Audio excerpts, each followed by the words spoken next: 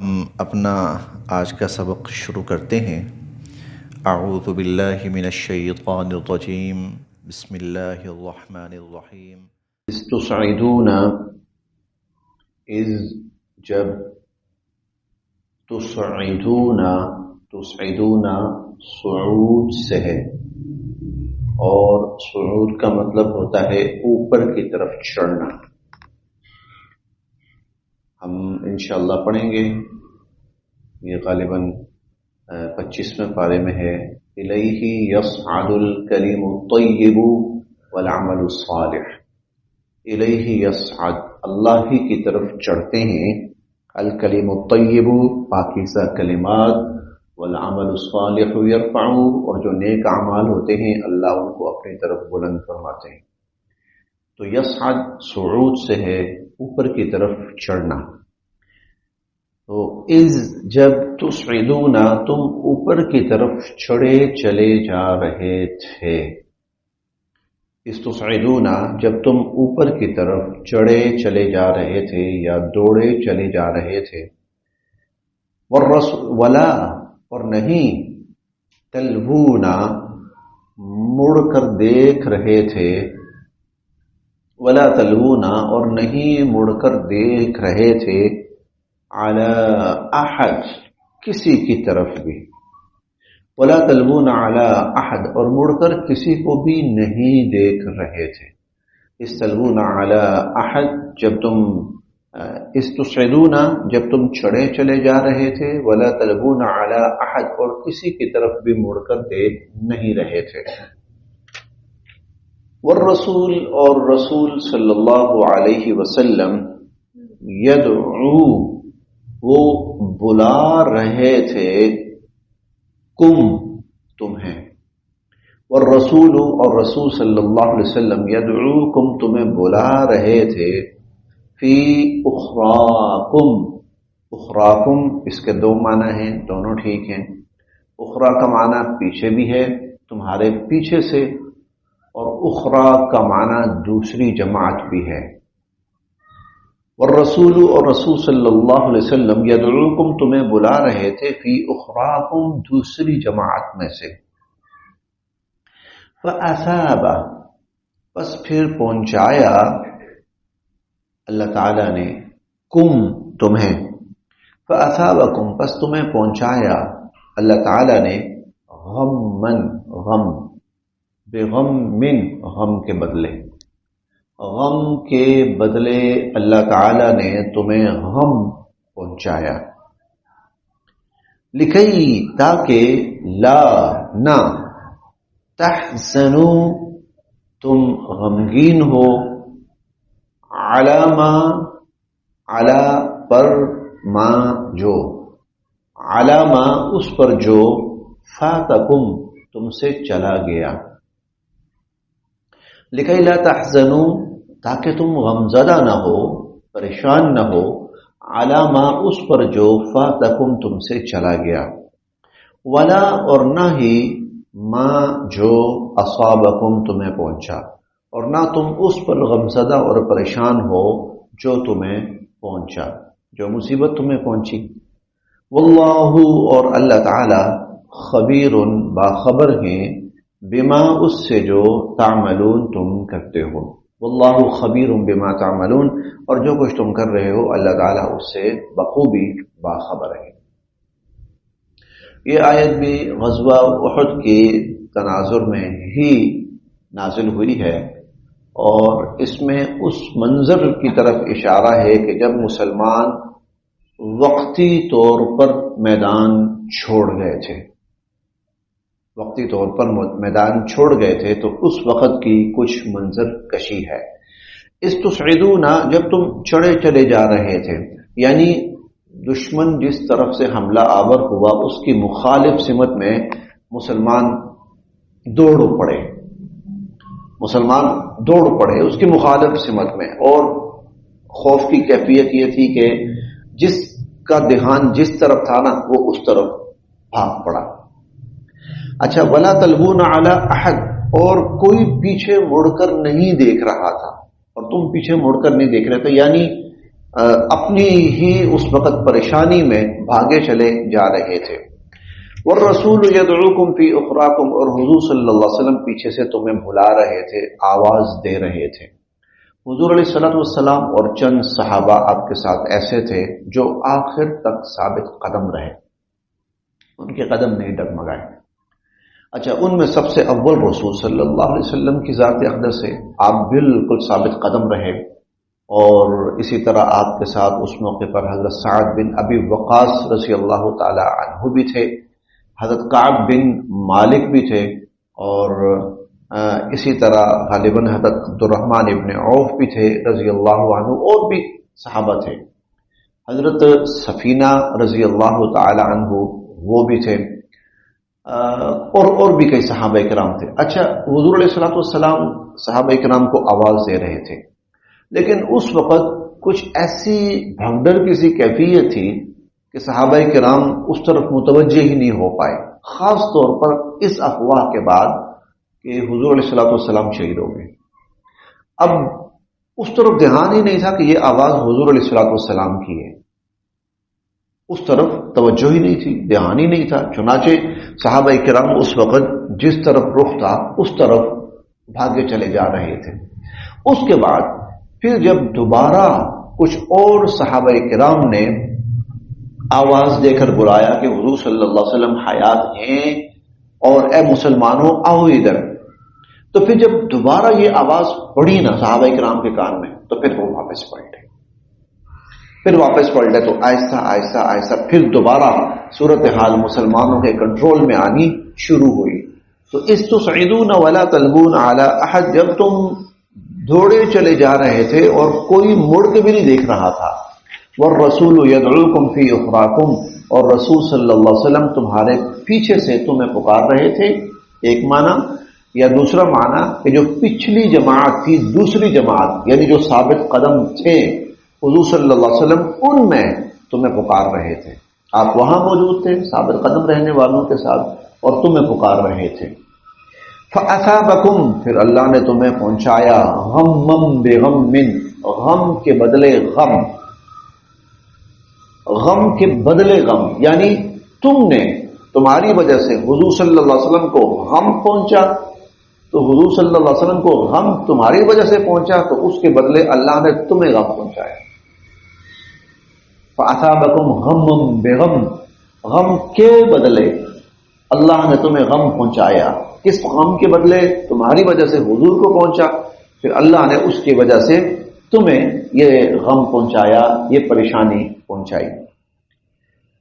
لِكَيْ لَا تَحْزَنُوا، تاکہ تم غمگین نہ ہو. اب یہ جو ہے لِكَيْ لَا تَحْزَنُوا، تم غمگین نہ ہو، یہ اس بشارت کی طرف اشارہ ہے جو پچھلی آیت میں بیان ہوئی کہ اللہ نے تمہیں معاف کر دیا. معاف کیوں کیا؟ لِكَيْ لَا تَحْزَنُوا، تاکہ تم غم زدہ نہ ہو. عَلَى مَا فَاتَكُمْ، اس پر جو تم سے چلا گیا، جو تم سے چلا گیا. اس جنگ میں مسلمانوں کو مال غنیمت وغیرہ کچھ بھی حاصل نہیں ہوا تو بہت تھوڑا ہوا، تھوڑا بہت کہیں ہوا لیکن بہت کم. تو جو تم سے چلا گیا اس پر پریشان نہ ہو. وَلَا مَا أَصَابَكُمْ، اور جو تکلیف تمہیں پہنچی ہے اس پر بھی تم پریشان نہ ہو. تو ایک معنی تو یہ ہے کہ اللہ نے تمہیں بشارت سنا دی کہ تمہیں معاف کر دیا تاکہ تمہارا غم، تمہاری پریشانی کم ہو. لِكَيْ لَا تَحْزَنُوا کا ایک دوسرا معنی بھی ہے، اور وہ پچھلی آیت میں ہم نے پڑھا تھا لِيَبْتَلِيَكُمْ، یہ سب کچھ تمہاری آزمائش کے لیے تھا. یہ سب کچھ تمہاری آزمائش کے لیے تھا. جب تمہاری آزمائش کے لیے تھا تو لِكَيْ لَا تَحْزَنُوا عَلَى مَا فَاتَكُمْ، تو پھر جو کچھ تم سے چلا گیا نا اس پہ افسوس نہ کرو، غم نہ کرو، اور جو مصیبت تمہیں پہنچی ہے اس پر بھی پریشان نہ ہو، کہ آزمائش تھی اللہ کی طرف سے، اور آزمائش کے اندر سرخرو ہونا ہے. واللہ خبیر بما تعملون، اور اللہ تعالی جو کچھ تم کرتے ہو اس سے باخبر ہے. ثم، پھر انزل، اللہ تعالی نے اتاری، علیکم، تم پر، من بعد الغم، اس غم کے بعد، امانتن تمہیں پرسکون کرنے کے لیے، تمہیں تسکین پہنچانے کے لیے اللہ نے اتاری تم پر نعاسا نیند، پھر اللہ نے تم پر نیند اتاری. ثم انزل علیکم من بعد الغم امنۃ نعاسا، پھر اللہ تعالیٰ نے اس غم کے بعد تمہیں پرسکون کرنے کے لیے، مطمئن کرنے کے لیے، تسکین کے لیے اللہ تعالیٰ نے تم پر نیند اتاری. یغشا جو چھا رہی تھی، طائفتن ایک جماعت پر، منکم تم میں سے، جو تم میں سے ایک جماعت پر چھا رہی تھی. میدان جنگ میں، میدان جہاد میں جو نیند اللہ کی طرف سے آتی ہے وہ رحمت ہوتی ہے، اور وہ اللہ کی طرف سے ہوتی ہے. غزوہ بدر میں بھی ہوا. غزوہ بدر سے پہلے والی رات اللہ تعالیٰ نے مسلمانوں کو سلا دیا. اذ یغشیکم النعاس امنۃ منہ، ہم 9ویں پارے میں پڑھیں گے. اذ یغشیکم النعاس امنۃ منہ، مسلمان رات بڑے سکون سے سوئے رہے. حالانکہ دشمن سے مقابلہ ہو، صبح مقابلہ ہونا، نیند نہیں آتی. چھوٹا موٹا مقابلہ ہو تب بھی انسان کو نیند نہیں آتی. کوئی فنکشن ہو، پروگرام ہو، نیند نہیں آتی. یہاں تو بہت بڑا واقعہ ہے تو نیند نہیں آنی تھی، لیکن اللہ تعالیٰ نے اس لیے کہ کل یہ سکون سے لڑیں اور یہ مطمئن ہوں اور یہ فریش ہوں، ریلیکس ہوں، یہ اللہ تعالیٰ نے غزوہ بدر سے پہلی جو رات تھی مسلمانوں کو سلا دیا. اب یہاں پر بھی وقتی طور پر جو مسلمانوں کے اوپر ایک غم، تکلیف، پریشانی افتاد پڑی، اس کے بعد اللہ تعالیٰ نے ان کے اوپر نیند طاری کر دی. میدان جنگ میں جو نیند طاری ہوتی ہے وہ اللہ کی طرف سے ہوتی ہے، لیکن نماز پڑھتے ہوئے جو نیند طاری ہوتی ہے وہ شیطان کی طرف سے ہوتی ہے، وہ اللہ کی طرف سے نہیں ہوتی.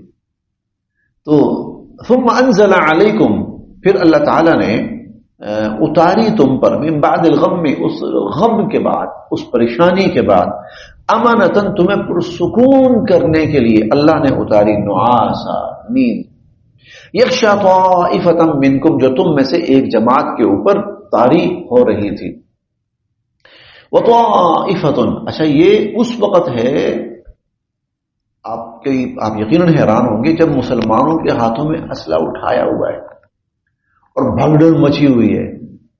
اس وقت یہ کیفیت تھی کہ ایک صحابی، ان کا نام مجھے معلوم اس وقت ذہن میں نہیں ہے، وہ کہتے ہیں کہ حال یہ تھا کہ میں تلوار اٹھاتا تھا اور اونگ آتی تھی، تلوار گر پڑتی تھی. میں پھر اٹھاتا تھا تلوار اور پھر اونگ آتی تھی اور تلوار گر پڑتی تھی. اچھا آپ نے کبھی غور کیا ہو، اس وقت آدمی بہت تھکا ہوتا ہے، اس کو 2-3 دفعہ اونگ آتی ہے نا، فریش ہو جاتا ہے، آنکھ کھل جاتی ہے، بالکل تازہ دم ہو جاتا ہے. تو مسلمانوں کے اوپر جو بھی کیفیت آئی تھی نا، اللہ نے اس کو ختم کرنا تھا. ان کے اوپر خوف طاری ہے وہ ختم ہو جائے، گھبراہٹ طاری ہے وہ ختم ہو جائے، بھگدڑ سی ہے وہ ختم ہو جائے. اللہ نے نیند طاری فرمائی. اس کا فائدہ یہ ہوا چند جھٹکے ضرور آئے، اس کے بعد مسلمان خوف بھی نکل گیا، ڈر بھی نکل گیا، بھگدڑ تھی وہ بھی ختم ہو گئی، اور مسلمان پوری قوت کے ساتھ تازہ دم ہو گئے. ثم انزل علیکم من بعد الغم امنا، پھر اللہ تعالیٰ نے اس پریشانی کے بعد تم پر سکون پہنچانے کے لیے نعاسا نیند طاری کر دی، تم پر اتاری، تم پر. یغشا طائفۃ منکم، جو تم میں سے ایک جماعت کے اوپر چھا رہی تھی. وطائفۃ، اور ایک جماعت دوسری بھی تھی. قد، یقیناً، اہمتہم، ان کو تو پڑی ہوئی تھی، انفسہم، اپنی جانوں کی. اور ایک جماعت وہ بھی تھی جن کو اپنی جانوں کی پڑی ہوئی تھی. یظنون، اور وہ گمان کر رہے تھے، باللہ، اللہ کے بارے میں، غیر الحق، نا حق. اور اس کو گمان نہیں کہیں گے، بدگمانی کہیں گے. وہ ناحق اللہ کے بارے میں بدگمانیاں کر رہے تھے. ظن الجاہلیہ، اور ان کے جتنے بھی گمان تھے وہ سب جاہلانہ تھے. ظن الجاہلیہ، جاہلانہ گمان یا بدگمانیاں وہ اللہ کے بارے میں کر رہے تھے. یقولون، اور وہ کہہ رہے تھے، ہل کیا، لنا ہمارے لیے، من الامر اس معاملے میں، من شیء کوئی اختیار ہے، ہل لنا من الامر من شیء کیا ہمارے لیے اس معاملے میں کوئی اختیار ہے؟ قل آپ فرمائیے، ان الامر اختیار، کلہ سب کا سب، للہ اللہ کے ہاتھ میں، اختیار سب کا سب اللہ کے پاس ہے، اللہ کے ہاتھ میں ہے ہر چیز کا اختیار۔ کچھ ایسے لوگ پھر بھی تھے جو نیک نیت نہیں تھے، جو کہیں نہ کہیں بدنیت تھے، کچھ ایسے لوگ بھی تھے جو کہیں نہ کہیں بدنیت تھے۔ اب یہ مصیبت پڑی نا تو اب ان کی بدنیت ظاہر ہونا شروع ہو گئی، کہنے لگے کہ، اور ان کی جو بات ہے وہ تھوڑا سا اور آگے چل کر مزید واضح ہوگی۔ وہ کیا کہہ رہے تھے؟ ایک تو دل میں غلط باتیں سوچ رہے تھے، مارے گئے، اچھا ہوتا نہ آتے، اچھا ہوتا ہم نہ آتے، یہ سوچ رہے تھے لوگ، مسلمان تو ختم، آج حضور تو گئے نا، حضور کے بارے میں تو سن لیا، مسلمان بھی گئے، لو سب ختم، یہ باتیں ان کے ذہنوں میں تھیں، یہ سوچ رہے تھے، اور زبان سے کیا کہہ رہے تھے؟ ہل لنا من الامر من شیء، کیا ہمارے اختیار میں کچھ ہے؟ تو آپ کہیے، ان الامر کلہ للہ، اختیار تو سارے کا سارا اللہ کا ہے، ہمارے اختیار میں کچھ ہے؟ بظاہر یوں لگ رہا تھا وہ کہنا یہ چاہتے ہیں کہ نہیں انسان کے اختیار میں تو کچھ بھی نہیں ہے، بظاہر یوں لگ رہا تھا۔ اس کا جواب اللہ نے دیا، ہاں واقعتاً انسان کے اختیار میں کچھ نہیں ہے، جو کچھ ہے اللہ کے اختیار میں ہے۔ اچھا آگے دیکھیے، یخفون، وہ چھپا رہے تھے، فی انفسہم اپنے دلوں میں، ما جو، لا یبدون لک جو آپ کے سامنے ظاہر نہیں کر رہے تھے، وہ اپنے دلوں میں وہ باتیں چھپا رہے تھے جو آپ کے سامنے ظاہر نہیں کر رہے تھے۔